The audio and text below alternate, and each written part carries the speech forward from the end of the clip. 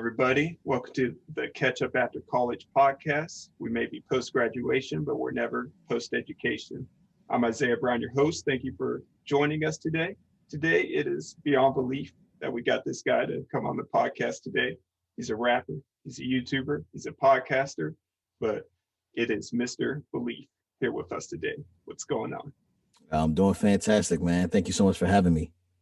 Yeah, it's all good. And it's a pretty small world because you're based out in San Diego County. Is that right? Yes, sir. Yeah. I think my younger sister, Michelle, she works in the same building as y'all. I just saw her. She's like right downstairs right now. That's so weird. Yeah, it's crazy. Today's her birthday, so I have to give a shout out. So Okay, yeah. Happy birthday to her. I'll tell her happy birthday if she's around after this. yeah, awesome, man. And I have a friend named Jarrell. He said he's met you before. He's a big fan of yours. I had to ask him. I was like, what should I ask Beleaf? Like, what are some good questions? But I heard you have this funny story about eating a certain cookies one time. But Oh man, we're not gonna get into that, are we? yeah, no, I don't think so. That's cool. But I thought it was funny.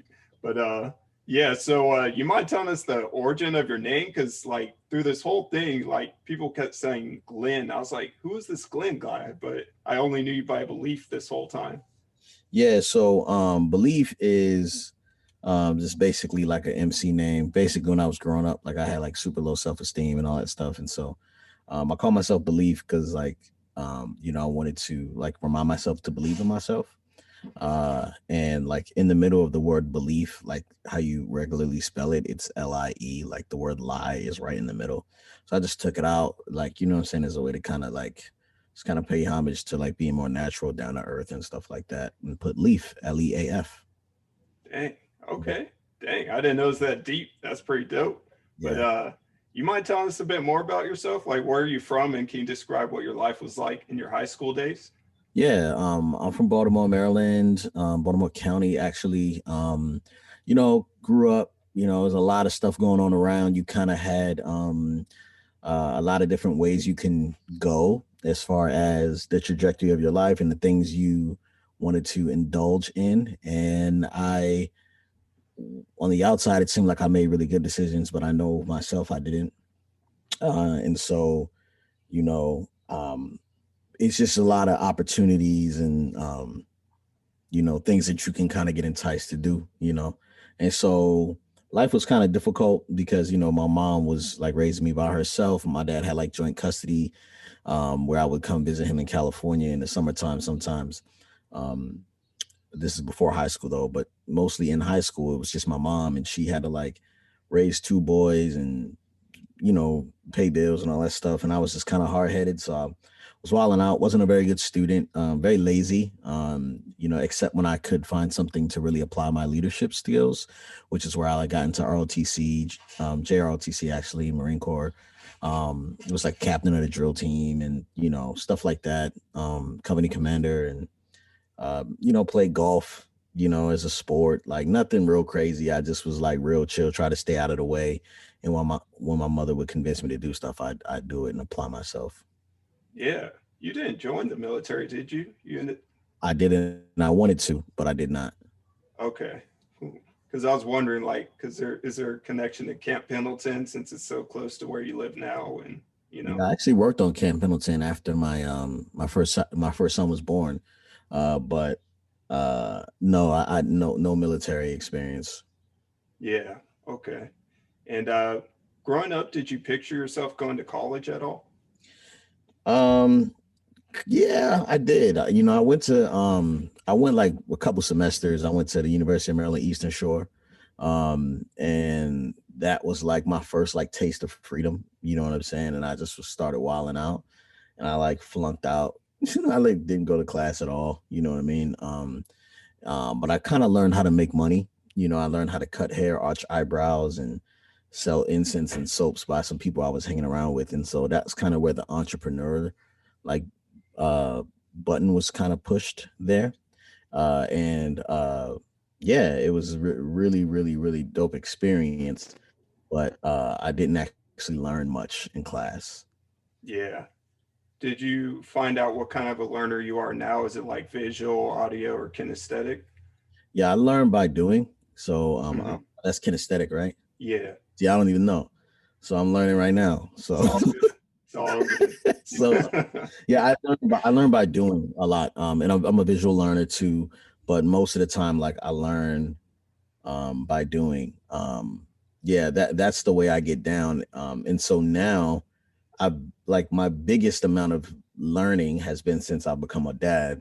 You know what I'm saying? Because my children are teaching me so much about life, and not Yeah, even being a father only, but just being a son in general.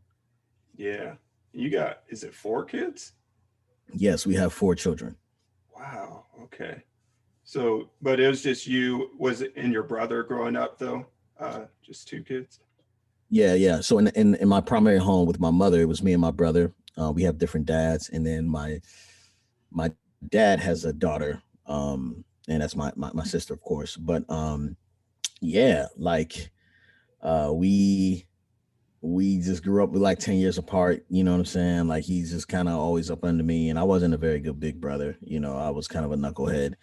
Um, and but it's interesting, like now, like seeing like the aftermath of all of that. You know what I'm saying? And like growing in our relationship now is different, but he still looks up to me, which is pretty cool. Yeah. And since you grew up in a household where it's like 2 or 3 of y'all, how's it like now? Does it feel like chaotic, or have you gotten used to it because there's so many more people in the house? It's only hard when you got a baby, and the baby is like, guys, you got to be quiet because of the baby. If you wake the baby, it's all over for me. Yeah. So it's not chaotic at all. It's actually the right amount of people. Um, you know, it's fun. You know what I'm saying? Like we Mhm. do really, really fun stuff. We have like Nerf gun fights and, all types of sleeping in tents, and it's just fun. I always got someone to play with. You know what I'm saying? I think that was something that I like really longed for as a kid, was like being able to play with my dad. You know what I'm saying? Like that wasn't accessible all the time. But this Mhm. is very accessible in my home. Is like we always get to play, and my children are so sweet. They like draw me pictures and leave it at my nightstand so I can see it. You know what I'm saying? It's just like it's good, man. It's really cool. That's awesome. I love that they get to be a part of your journey and your work too, like the YouTube videos, TikTok, and all that. How does that feel like getting to involve them and all that? There's risk with everything. Obviously people think they know you. They think they are in your family. They may think they have access to you. And then another level of it is like, I'm teaching my children about different streams of income, and the reason why we do what we do. We hit 300,000 subscribers, and my children were like, "What are scribers?" Like they didn't even understand what was going happening. To where like sometimes I hang out with other YouTube families. I'm not saying I'm better or anything like that, but sometimes I hang out with other YouTube families, and their 5-year-old will be like, "I have 400,000 subscribers. How many subscribers do you have?" And my kids are like, what? You know what I'm saying? Like, what are you Yeah, talking about? So yeah, they really don't know everything about what we do. But I hope that they will be able to benefit off of it, whatever career they choose. yeah. So going back a bit, like I know about your music since I was probably like 18, so like 2010-ish. Um, Ah, so you've done like the breaks, then Dream Junkies. You're a bit of a solo artist. How would you describe all those transitions to what you're doing now? when I first came, thanks for watching rocking with the music for so long, man. It was a bumpy ride there, man. So music wasn't tight, but you stuck around. That's dope. When I first moved out to California, 2005, I met Ruslan, and he was like, "Hey, man, I'm in the rap group." Da da da da. Gave me a CD, and I was like, "Man, this is pretty dope." And I was like the dude, like hanging around, cutting hair. Then I started going to church. Then I got like saved, and immediately I had this relationship between music that was felt like it was a gift. So I started DJing, which is a very hard thing to pick up.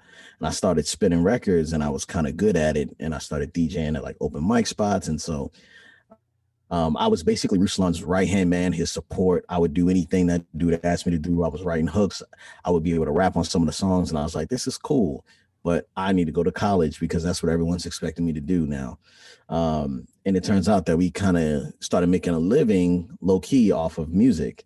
And then met my wife in 09. Well, met my wife kind of like, yeah, 09 time. We got married 2010. Her brother came around who was, you know, little hard headed dude, you know what I'm saying? Just kind of like, you know, felt like, uh-oh, are you still on? Hello? Me? Yeah, Oh I'm yeah, here. I'm so sorry. I don't know what happened, but I'm so sorry about that. Oh, So all something right. happened. It just clicked my Google just is like, do you want to reload? Uh, Like, I don't want to reload the site. yeah, at least it's not live. We can always edit this part out. Yeah. Okay. Yeah. I mean, sometimes this part be like the best stuff. So I don't really. That's true.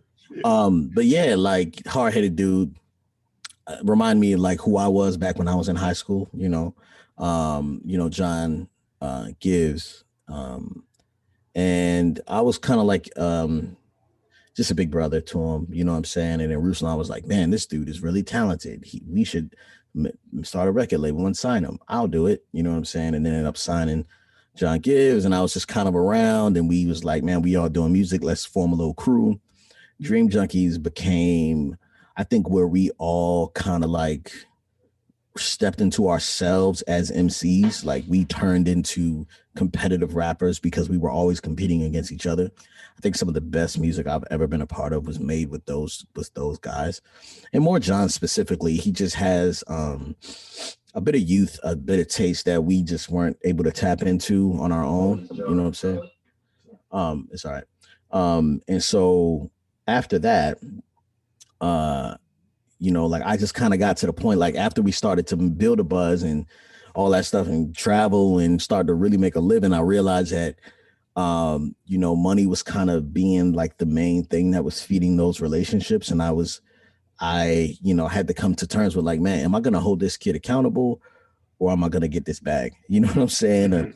Am I, you know what I mean? And, the conversations that me and John were having were very rough. I'm the dude who he's depending on sometimes to DJ for him and, chaperone him while he's on tour, you know what I'm saying? Low key. And then, Ruslan's also depending on me to do that as well. You know what I'm saying? But I'm also like, there on Thanksgiving and Easter and, you know what I'm saying? It's like getting messy. And so I was just like, man, you don't need any more rap dudes around you. You need a brother. And that's what I want to be. So I'm out. You know what I'm saying? And so I basically ended the Dream Junkies right like a year after I started Beleaf in Fatherhood, which is like, I had to come to a point where I was making money. We were traveling. I was depressed though. And I was like, man, I hate driving around and sleeping on the floor. Like I have a bed at the house, you know what I'm saying? But I'm in freaking Ohio and I don't know why I'm here. You know what I mean? And like we go to the shows and the shows weren't packed, but it was a lot of people there, but it wasn't packed. And I just was like, this is frustrating.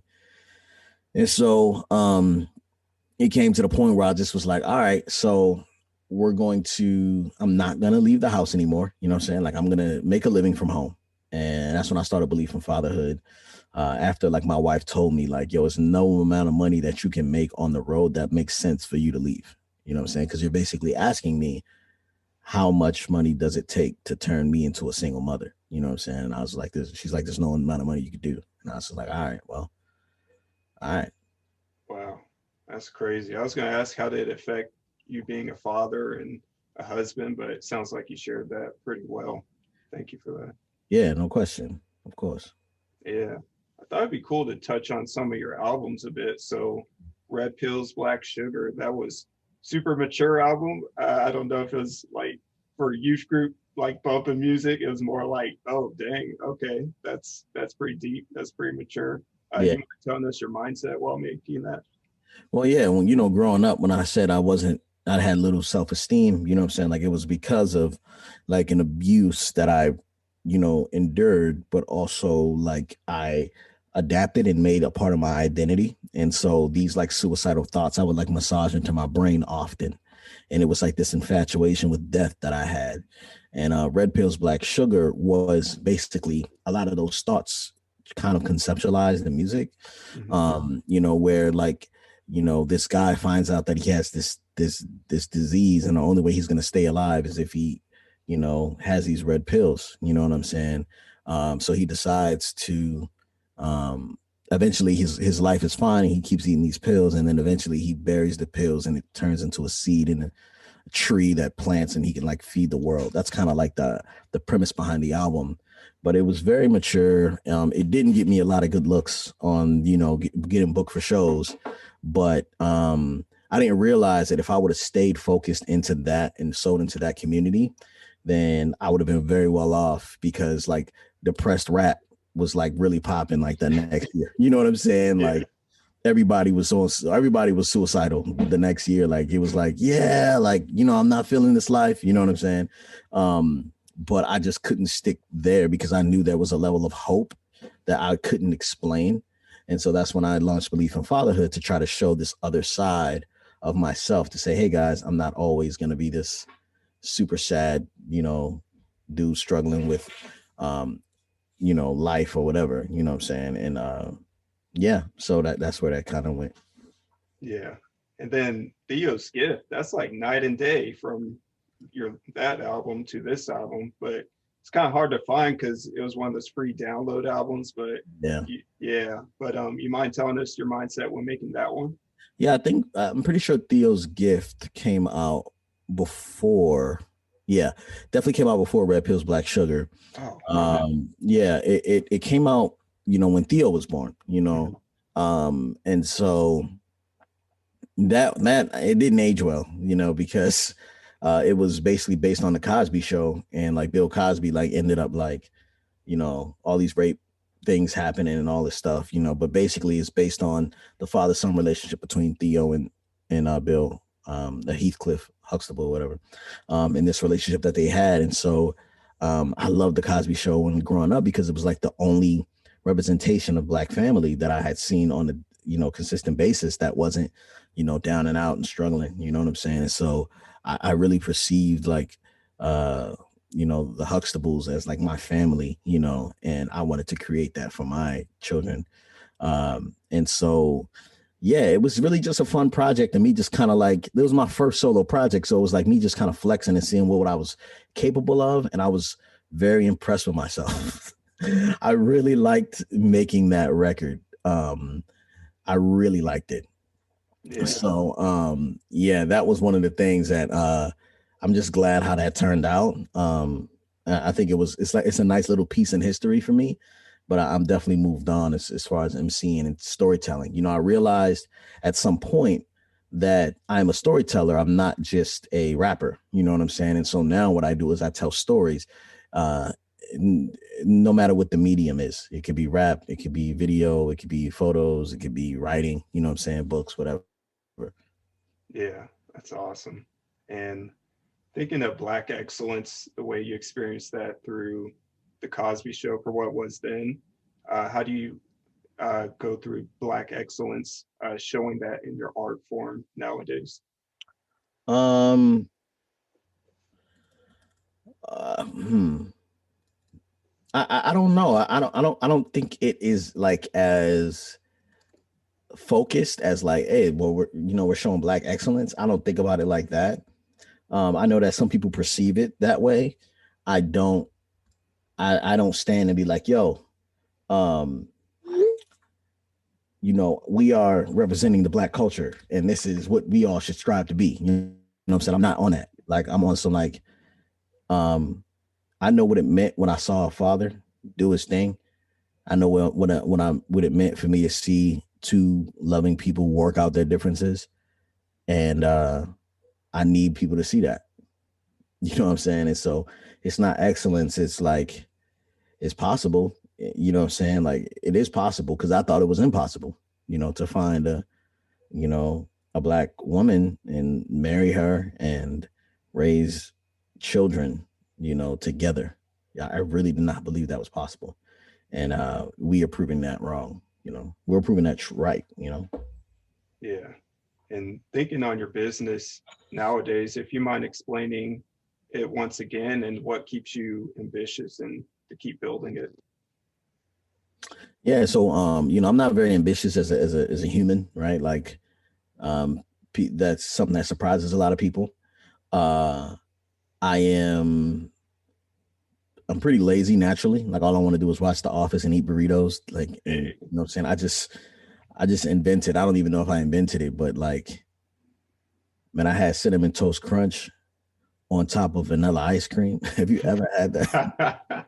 It sounds crazy. Like the smile and the like that is what it tastes like. You know what I'm yeah, saying? Like, you cannot deny. It's like, bro, that's crazy. It's good, man. So anyway, like I'm not very ambitious.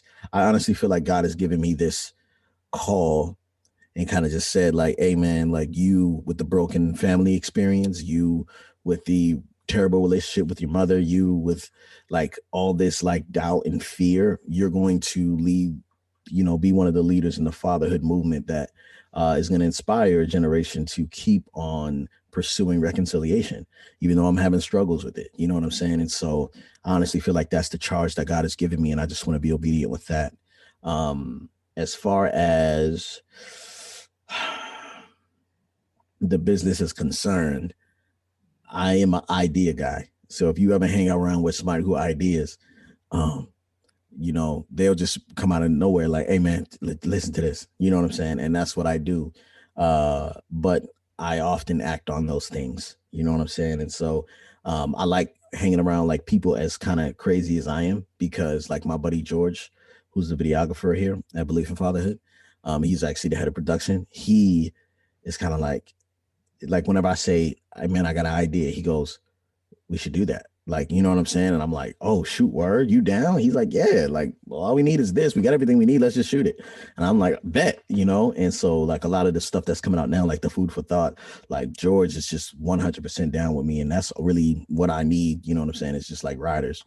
And so I love seeing my ideas come to fruition. That's one thing that really gets me going. Seeing a vlog go live, seeing a song release, seeing people say, man, I connected with this. That really makes me feel good as a creative. that's awesome. And think about your last album that you put out back in 2017 in fatherhood. You could have gone back to like a 9 to 5 and you could prioritize your family in just, the normal way. What made you decide to take a step of faith in building what you're doing today? I mean, wide open lanes, like when nobody's there, nobody was there. You know what I'm saying? Like, I don't know if you know LaGuardia Cross. You ever heard of him? Yeah. So he was like the only black dad on YouTube before me. It was just him. I'm sure it was other guys, but nobody was like popping like LaGuardia.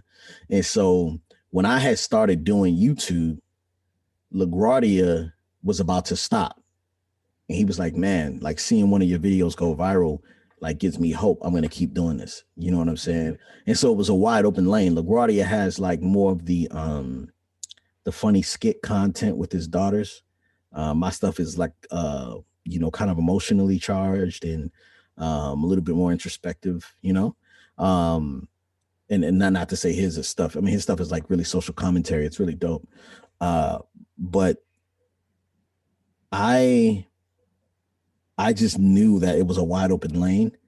Then it wasn't a lot of people there, and it was like I didn't really have anything to lose. Like I was with my children. I was a stay-at-home dad at the time. Um, my wife was like, "Yo, you should stay home," and I was like losing my mind, so I started recording myself. And the cost was, I was like, this is gonna work out in 15 years. I'll be like the leader in fatherhood, right? That's what I was thinking. Like 15 years from now, I'm going to pursue this thing, and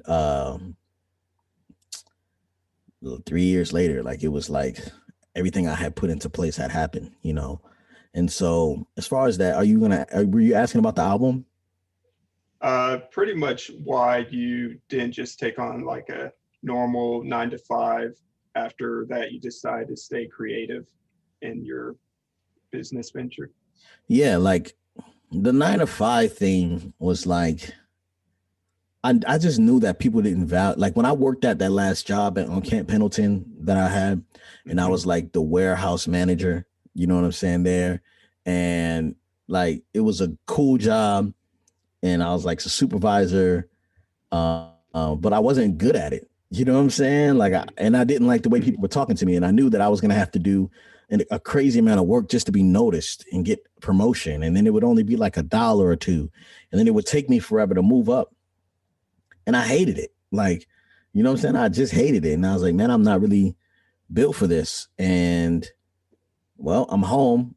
I'm gonna make the most out of it, and that was like the hustler's mentality. You know, when I made like red pills and black sugar, and my wife didn't even notice that I was working while she was sleeping. You know what I'm saying? And so me knowing that I can make something out of nothing, or if you give me a little bit, I can make the most out of it. I didn't buy my first camera until 2018. I started the channel in 2015. You know what I'm saying? So it's like I used broken iPhones. Like I used iPhones for the majority of the channel, you know, and that was something where it's kind of like I don't need, like, I'm gonna do more with less, you know, and that's just kind of like how I am. Yeah. I think it'd be great to talk about social media a bit. So it feels a bit like an art, like not everyone can do it. And just speaking from my personal experience, a new platform comes out, TikTok or something, you're like, I already jumped on Facebook, I already jumped on Instagram. It's already so hard now. Got to go into something new. You mind telling us the transition into going onto social media? Yeah, man.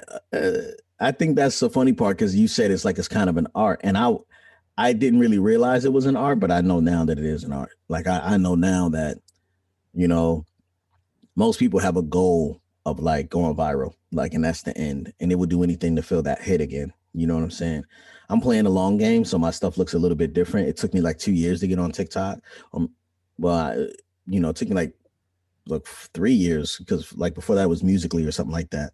And so like it took me a long time until like a brand reached out and was like, hey, we'll pay you to start your TikTok. You know what I'm saying? I was like, okay, you know what I mean? So I hopped on.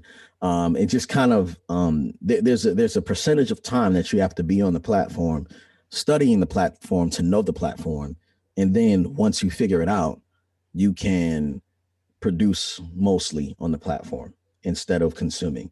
So a lot of people get stuck at the consuming part, you know what I'm saying? And TikTok is addicting like that. Like it's hard not to like get sucked in, you know what I mean? But you got to produce more than you consume. And that is that's a ratio that only you can figure out what your tolerance is. Uh, I didn't know, like, I love it. Like I love this. I didn't, and I get irritated when people don't get it. You know what I'm saying? Because I'm kind of like, all you got to do is this and this and this, but I'm realizing like that is a skill. You know what I'm saying? That is not something. And the only reason I know that is because I've been doing it for so long, and I'm like, when people hit me up and they say stuff to me, and they're like, "Hey, do you want to join my, you know, take this identity quiz or whatever?" And I'm just like, man, that's just brilliant marketing. Like I'm more fascinated with the way people market than I am like how they're getting their money. Like I'm like, man, how did the retention rate stay so high on that video? Why is this video being shared over this video? There's a whole concept between the protagonist of every story, right? Every person, right, who watches my social media is the protagonist in their own story, and I'm the guide to help them get to wherever they're trying to get to. Like I'm not the hero, right? My children are the hero. The viewer is the hero, right? I'm not the main character. And so there's so much to be said there. But social media, it is a very nuanced thing, and there has to be like clear guidelines. So like, hey, I'm going to operate in this form and then I'm going to back out, I already have an exit strategy for Beleaf and Fatherhood YouTube channel. You know what I'm saying? I already have an exit strategy for the podcast. I already have my final form that I already know I can get to on some Frieza type stuff. You know what I'm saying? So I'm like, I'm very much like, focused on like the long-term goal.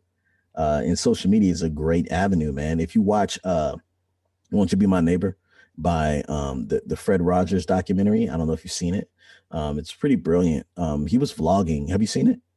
Oh, I haven't. I heard of it Yeah. though. Yeah, he like it opens up and it's black and white, and this camera is in his house next to his piano, and he's talking to the camera, and it's not for his show. It's just vlogging.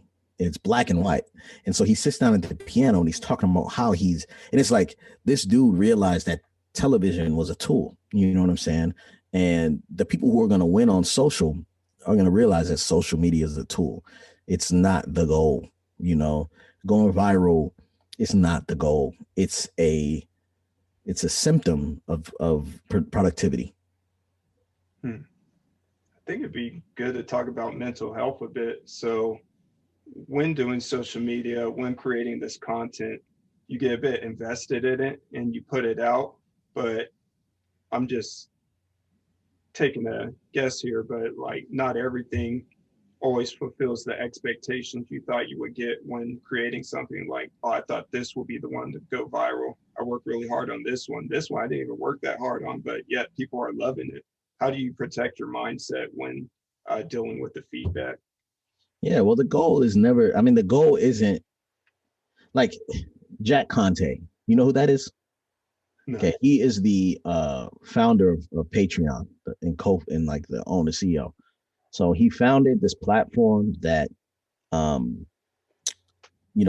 creatives, because he realized that the algorithm and AdSense weren't never going to protect creatives like their fans would. And so he put out this video and he's talking about the importance of filling up the funnel.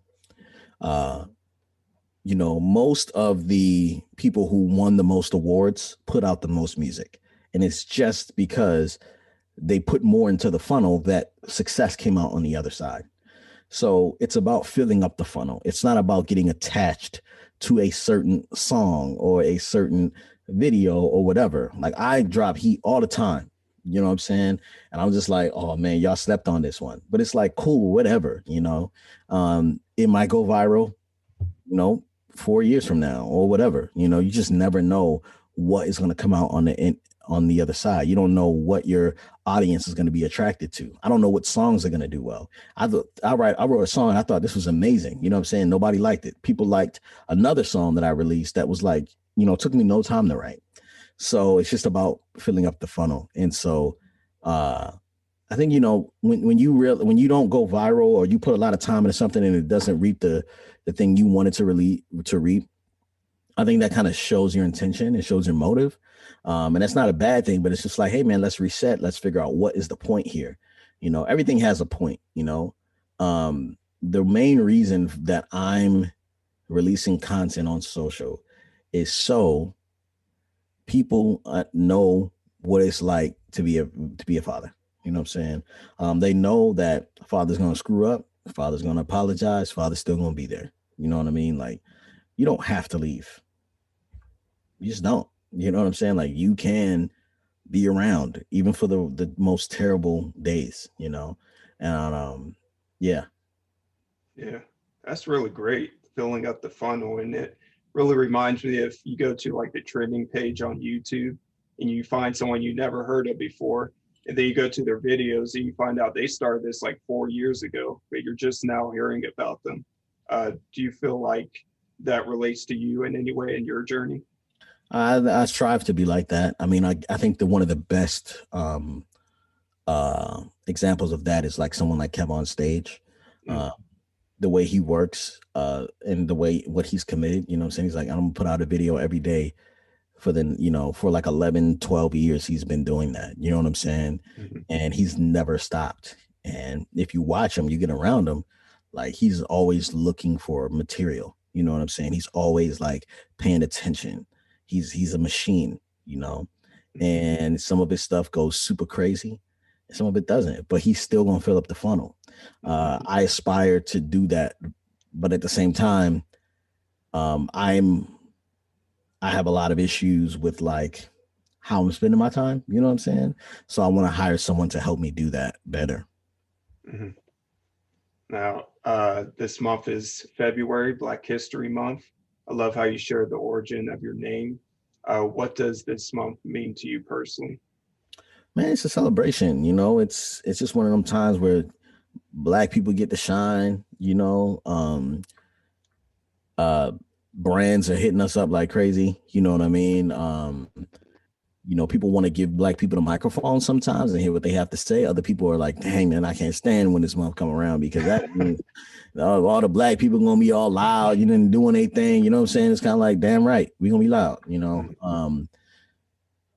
yeah, man, it's just like a celebration for me. I want to really, support a lot of other black entrepreneurs, a lot of black businesses, a lot of people who I know are, trying to put forth energy toward bettering black people. You know what I mean? And for me, on my feed, I don't know how anybody else's feed looks, but I see a difference in like black culture, and I see more pride. You know what I'm saying? And it's really encouraging to me for sure. Yeah, that's awesome. And looking back on last year, it was a pretty crazy year. Sounds like you expanded your business in a time that would have been, pretty hard for others. You mind telling us how that went down? Yeah. You know, once I think one of the bigger things that happened for us this year was like we had that conversation with our children about being black in America after George Floyd died, Hmm. and telling them that like just because you are black and we know you, that doesn't mean that everyone knows you. You know what I'm saying? Especially like the police. You know what I'm saying? Like we don't trust anybody just because of what their job is. You know what I'm saying? Like, and that was like a really hard conversation that I recorded. You know, it was, we ended up being on like the Oprah thing, and she had like this conversation with 100 black fathers, talking to Tyler Perry. You know what I'm saying? Like Hmm. linking up with some people. The Dad's movie came out, which was huge. That was an Apple TV film that Dove partnered with Bryce Dallas Howard, who's Ron Howard's daughter. If you ever seen Jurassic World, you know who Black Hmm. Hmm. Bryce Dallas Howard is, and so that was a big deal. And then there was just other things, and that were happening that were good. They needed someone to speak, and I think people would just kind of open their eyes to be like black fathers, black men, Hmm. and it kind of gave us a little bit of a voice. And our company was one of the companies that kind of, I don't want to say took advantage of that, but like we were already in the space, so when it came time around to talk about it, like I never shied away from being black. I think that's one thing that people can do, is that like when it's not a fad anymore, they might want to code switch and you know be more about this other thing. You know what I'm saying? But like being black is one of the things that I champion a lot on our channel, because it's kind of like, man, like this is who we are. Everybody sees it. They're gonna judge us for it anyway. Like let's show them what it really is. Hmm. And thinking of your business expanding, so that's awesome that you got employees. You mind telling us what's the difference between managing and leading people? Man, I'm figuring it out, dog. It's only been August 12th, we officially hired our first person. George has Hmm. been helping out since last December. Not this last December, but the one before that. Hmm. Um, but like, you know, it's a lot of difference. Like I also have someone helping me with HR. So they're helping me like do employee 90-day reviews and figuring out, timesheets and payroll and like benefits and all these different things. And I'm kind of like, man, I'm just trying to make some dope stuff. And so like I haven't been able to create like I want to, because I've been being a CEO, which is really uncomfortable. You know what I mean? It makes, when I don't create, I feel like I don't have a voice. So this season for me, mental health wise, has been difficult. Working with my wife has been difficult. You know what I'm saying? It's just a whole new level of leadership there, where it's like, but I know my role in the house, but like that role in the workplace is totally different. You know what I'm saying? Um, where I know how to support her at the home, but when we come to work, it's just different, man. It's just so different.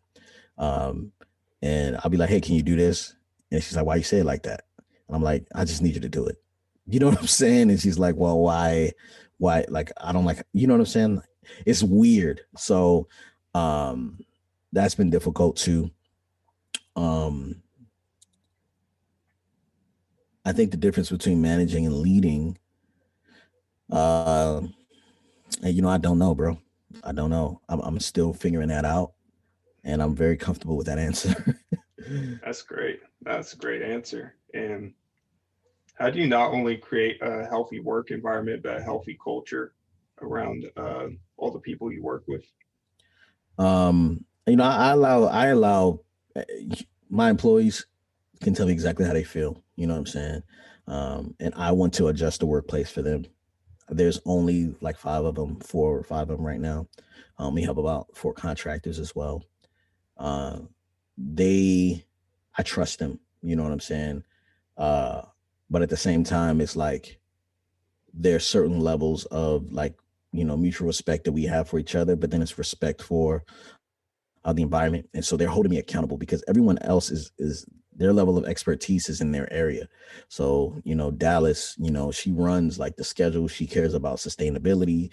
She focuses a lot on like, hey, how are you giving back this month? How are you protecting your mental health this month? You know what I'm saying? Now she's like 23-year-old, you know, um, or she's 24 now, but she's a young, woman that uh, understands how media tries to take advantage of black people, and so she's always kind of checking me on like, yo, you need to take a break or walk or something. uh, George, in his expertise of a videographer, he cares about things that like I don't even be thinking about. And so I really do trust him in that expertise, and that's one some of our guiding principles is that we're always trying to make sure that we are holding each other accountable, and raising the bar. Yeah. And you said it's been mentally difficult being a CEO. How do you recharge personally? I haven't been doing that lately. In this season of life, I definitely feel like I'm spilling out, and I have no reservoir to fill back up. This has been, something I talked to my therapist about, and I just been saying, hey, like I'm not really doing well, right now. I am actually going to a mastermind with a bunch of guys that Jefferson Bethke's leading this Sunday. I don't know if you know who Jefferson Bethke is. No. But yeah, so I'm going there this Sunday, and I'm going to be there for like a day in like Austin, Texas. But then I come back because like Tuesday's Theo's birthday, so I can't be there long. But I'm trying to find different ways. I don't know a lot of people who are in my field. I don't have mentors who are helping me push along. Most of the time when people say, hey man, like I'd love to be a mentor, like they end up asking me to like promote something for them. You know what I'm saying? Mm-hmm. So it's kind of like, like I really need someone to just kind of be there for me, and I could like fall apart in their arms type thing. Yeah. Not physically, but you know what I'm saying. Mm-hmm. um like I need someone like a safe place to be like, yo, I do not understand how I'm making this mistake right now. Help me see my flaws. Help me hold me accountable. Mm-hmm. And I think I'm gonna find that. uh but being the only person in my space, and then like like I'm looking for a black mentor, right? Or a mentor, and he doesn't have to be black, but like Mm-hmm. mostly like someone who probably is a father of some sort, you know what I'm saying? Yeah. And then me having like this network of fatherhood is very enticing, you know what I'm saying? So I definitely believe we can work together, but initially, like I'm really falling apart, you know what I'm saying? Like I really need a safe place to be, and I don't think I have that. Yeah. Praying and hoping you'll find it for sure because Thank you, I love man. what you do. And let's flip that on its head. What if someone came to you and said, I want to do exactly what you do? What would be one or two tips you would give to them? um First I would ask why. You know what I mean? Like, um, there's a huge burden that comes along with what I do. You know what I mean? Uh, I know it seems like it's all good, you know what I'm saying? But it is kind of like a lot of mentally challenging things that you're struggling with. And I know a lot of other fatherhood influencers are being put through this. A lot of them are dealing with jealousy in places that they never thought they would. They are, uh, their friends can't relate to them. You lose friends, because it's like the work is really demanding, you know but because you're not in school or in law school or something like that, or like have like a boss that you report to, like people think your time is just theirs, you know? And so there's a lot of things you have to say no to, and which makes you look antisocial and like you don't love people. Um, there's a, you know, there's a stress that does come along if you don't have the mental to figure it out, but there's a stress that comes along with like, you know, what happens when a video fails, you know, and you know, what happens when you're tired and you don't want to do the video, and how often should you do it? And, you know, what happens, how do you even find your audience? I was able to pivot, you know, like I had like 4,000 followers on Instagram, and I had a partner with P4CM, which is like the biggest poetry group in the freaking world, you know what I'm saying? And they played my stuff. So I got like my first 1,000 subscribers before my channel even launched, you know what I'm saying? But getting that first 1,000 subscribers is very difficult, you know? You might think you got the clout to do it, but you don't, you know what I'm saying? It's very hard to do. Yeah. And so I would ask like a lot of like questions like about motive. And then I would just say, you know, like be consistent, you know, like set your schedule and just drop your videos when you say you're going to drop them. And that's it. Yeah. That's what I would say starting out. Consistency. Yeah, definitely. Yeah. All right. Well, don't want to keep you too long, but let's talk about the future a bit. So what do you think of when you hear a 5-year plan? What's your response when you hear those words? It's easy. 5-year plan is it's pretty easy. I'm more thinking about 20, you know, the 20-year plan. You know, we really want to build a studio that we can just create in freely. And then I want to have peace with that decision. Belief in fatherhood probably will cease to exist in the form that we see it. You know, I know for instance, my children will be over being on camera. You know what I'm saying? Like, you know, I don't want to be chasing, you know, Uzi around like, hey man, you got a pimple? Let me see. You know what I'm saying? Like he's in high school. You know what I'm saying? Like I'm not trying to do that. So, you know, I really want to move forward with Frank Puppet, which is a kid show that I would love to do for Black children. I want it to be extremely creative. Have you seen Kidding on Showtime? It's about like a stand-up or something. No. So Kidding is basically, you know, like basically my aim, when I aim, like I love like Mr. Rogers is like my exact aim, right? I want to be Black Mr. Rogers. I want to make children's content that inspires them to love each other, love themselves, like that. Mr. Rogers did this thing where he tried to flip into like content for adults, and he couldn't make the switch because of whatever was happening. He just couldn't keep their attention, or no one trusted him because they was like, dude, you're here for kids. What are you trying to hang out with these old people for? You know? But I've already kind of like carved my niche with the grown-ups, you know? And so I'd like to kind of infiltrate the children's content by making like really dope music that is sing-songy and doesn't like, you know, that thumps, you know, through this character called Frank. And he's like this amazing character, man. We already built the puppet. Everything's already done. We got everything copywritten, all that stuff. But I need the space to make the content, and I don't have enough space to do it, you know, or it's room in the budget. So next, by the end of this year, we'll drop our e-course, which will help men transition into fatherhood. It's going to be all about how to take care of your partner while they're pregnant, and what's actually happened inside of the body and stuff like that. That is going to be able to fund a lot of the initiatives we're doing and most of the stuff for Frank Puppet. My wife and I, How Married Are You, the podcast, should continue, you know, sometime at the end of the year or later on in the year. And, you know, we'll kind of have like a little marriage initiative there. But we'll be hitting every single thing, which was the original intent and mission behind Belief in Fatherhood, which was to equip fathers, give hope to mothers, and inspire children. Eventually, when Frank Puppet content is rolling and everything's pretty good, I will probably be on like a, you know, like a chair admin seat or something like that. You know what I mean? And I would probably sell the company maybe to like a Netflix or Hulu or something like that. You know what I'm saying? Sell the rights over to that. And I'll get the major bag. And then after that, I will buy an island. Just joking. I'll travel or do something. I don't know. I'll eat burritos and watch The Office, which is my main goal. It's not a bad goal. It's not a bad place to be. But I just have one more question for you. If there's one thing you could ask your future self, what would it be?